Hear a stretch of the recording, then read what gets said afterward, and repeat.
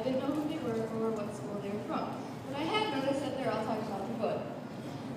They were calling me enough, and I thought they were teasing her, but they really weren't, but I didn't know that at the time. Anyways, I went home later that night and basically bawled my eyes out. I had kept asking myself, why doesn't she stand up for herself? Like, doesn't she have a problem with them making fun of her? I didn't understand. I was just so amazed at how strong she was, and it was like she wasn't even faced my foot. So later on, when season had begun and practice had actually started for Egan, I remembered seeing her and being like, wait, that's the girl that was being made fun of. And then I noticed the other girls, and I was like, whoa, those are the mean girls. And I was really scared to be on the team. Yeah.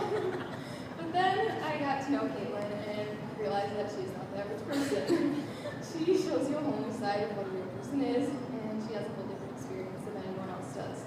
This is when I realized that they hadn't been making fun of her, and that they were more embracing her uniqueness of what we call the nub. Caitlin is one who just stands out from across the river, not just because she's a gymnast with half of a foot, but because she's very loud and obnoxious. Don't get me wrong, she comes off as this sweet little innocent girl that you think would never do anything improper or unladylike. But then you meet the real Caitlin, which is the complete opposite. For example, one time we were going to her boyfriend at the time soccer game. Deal with it. And as she was driving us there, she couldn't figure out what field he had been playing on. So she thought it'd be okay idea to stop the car in the middle of the street and just look out the window, see what field he was on.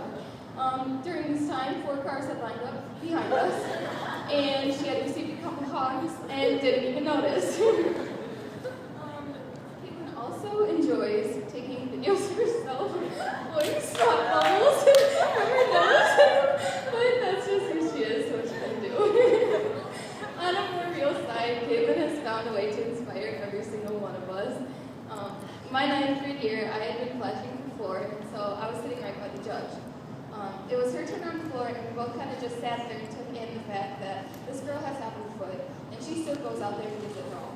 She doesn't use it as an excuse, she doesn't let it affect her, but I remember right after she had finished her routine in school with the judge, he didn't count up her scores. He didn't add up all of her deductions. He had just turned there and said, he had turned to me and said, that girl amazes me. She went out on that floor with half a foot and was smiling the whole entire time.